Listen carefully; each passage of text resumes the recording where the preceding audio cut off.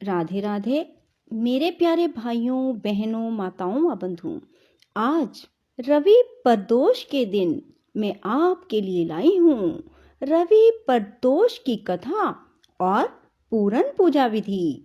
बंधुओं, जिसे सुनने मात्र से भगवान शिव और माँ पार्वती की कृपा बरसने लगती है। बंधुओं, यदि आपने हमारे चैनल को अब तक सब्सक्राइब नहीं किया तो जरूर करें और बेल आइकन दबाना ना भूलें, ताकि आपको हमारी आने वाली सभी वीडियोस की जानकारी सबसे पहले हो सके। बोलो शिव शंकर भोलेनाथ की जय हो, माँ पार्वती की जय हो। यदि प्रदोष व्रत सोमवार को आए तो सोम प्रदोष व्रत कहलाता है। रविवार को आए तो रवि प्रदोष व्रत कहलाता है। और यदि प्रदोष व्रत शनिवार को आए तो शनि प्रदोष व्रत कहलाता है। इसी तरह जिस वार को प्रदोष हो वही प्रदोष व्रत कहलाता। आपको मैं एक बात और बताना चाहती हूँ कि जो भी अविवाहित लड़के या लड़की प्रदोष व्रत करते हैं तो मैं दावे से कहती हूँ कि 5 प्रदोष व्रत करते करते ही उनकी शादी हो जाती है।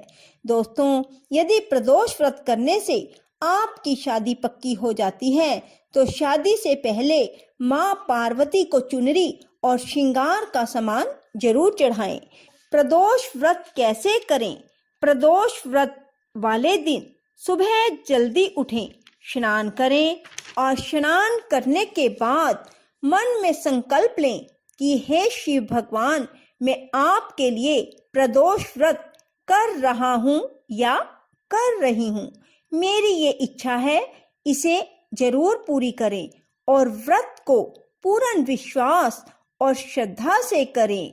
और दोस्तों, पूरा दिन शिव जी का प्रिय मंत्र ओम नमः शिवाय का जाप मन ही मन करते रहें। इस व्रत को नमक रहित भोजन खा कर ही करें, अर्थात शिव प्रदोष व्रत को बिना नमक खाए ही करें। शाम को प्रदोष काल में पुनः स्नान करें और ये प्रदोष काल सूर्य छिपने का समय माना जाता है।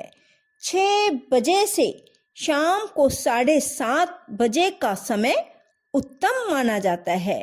दोस्तों, स्नान के बाद शिव मंदिर में जाएं। वहां भगवान शिव के सामने आसन बिछा कर बैठें और फिर भगवान शिव का ध्यान करें और भगवान शिव की षोडश उपचार पूजा करें। सबसे पहले गंगा जल मिला हुआ जल भगवान शिव को चढ़ाएं और फिर गाय का दूध चढ़ाएं। इसके बाद थोड़ी सी दूर्वा भगवान शिव को चढ़ाएं, फिर फूल, बेलपत्र, आक, धतूरा, भांग, फल और फिर खीर।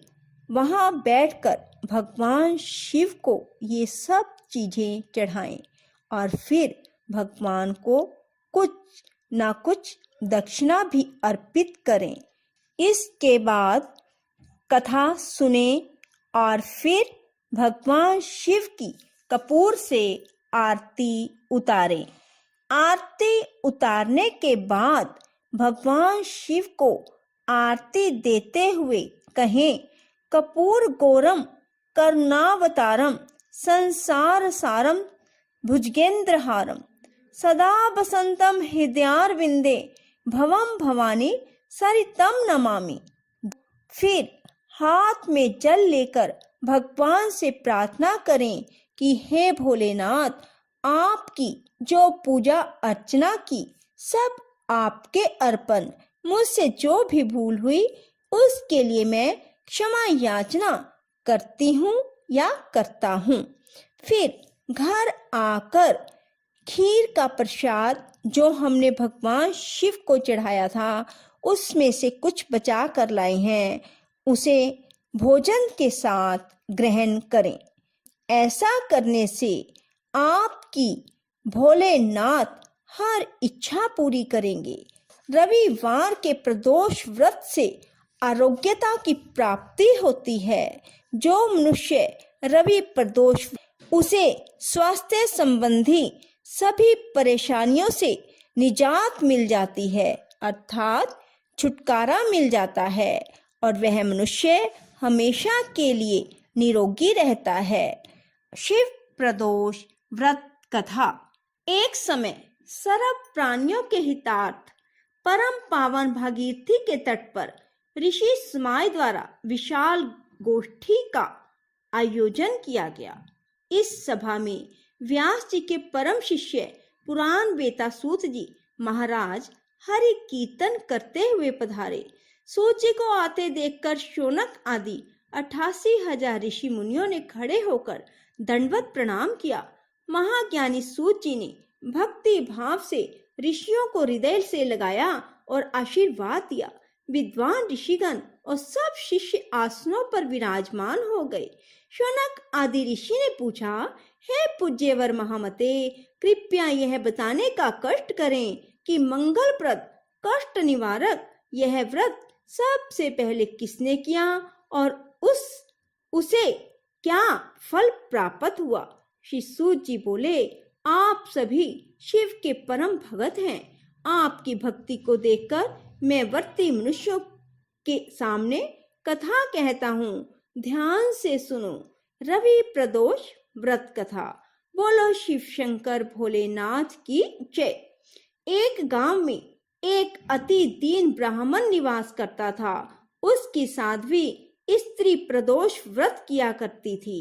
उसे एक ही पुत्र रतन था। एक समय की बात है, वह पुत्र गंगा स्नान करने के लिए गया।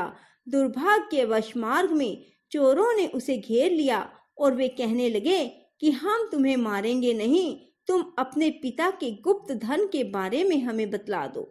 बालक दीन भाव से कहने लगा कि बंधुओं, हम अत्यंत दुखी और दीन हैं, हमारे पास धन कहाँ है। तब चोरों ने कहा कि तेरे इस पोटली में क्या बंधा है। बालक ने निसंकोच कहा कि मेरी माँ ने मेरे लिए रोटियां दी हैं।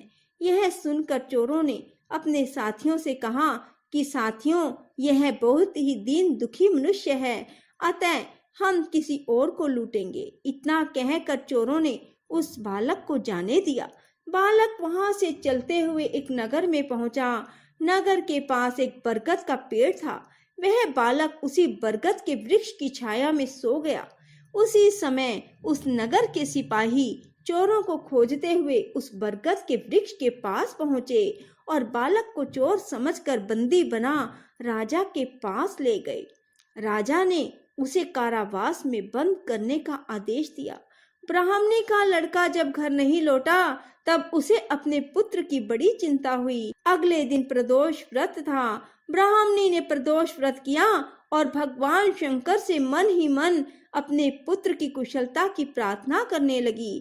भगवान शंकर ने उस ब्राह्मणी की प्रार्थना स्वीकार कर ली। उसी रात भगवान शंकर ने उस राजा को स्वप्न में आदेश दिया कि वह बालक चोर नहीं है, उसे प्रातः काल छोड़ दे, अन्यथा उसका सारा राज्य वैभव नष्ट हो जाएगा। प्रातः काल राजा ने शिव जी की आज्ञा अनुसार उस बालक को कारावास से मुक्त कर दिया। बालक ने अपनी सारी कहानी राजा को सुनाई। सारा वृतांत सुनकर राजा ने अपने सिपाहियों को उस बालक के घर भेजा और उसके माता पिता को राज दरबार में बुलाया। उसके माता पिता बहुत ही भयभीत थे।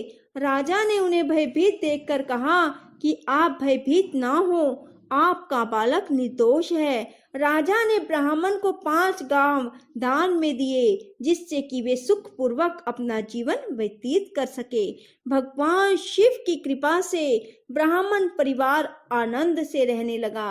अतः जो भी मनुष्य रवि प्रदोष व्रत को करता है वह सुखपूर्वक और निरोगी होकर अपना पूर्ण जीवन व्यतीत करता है।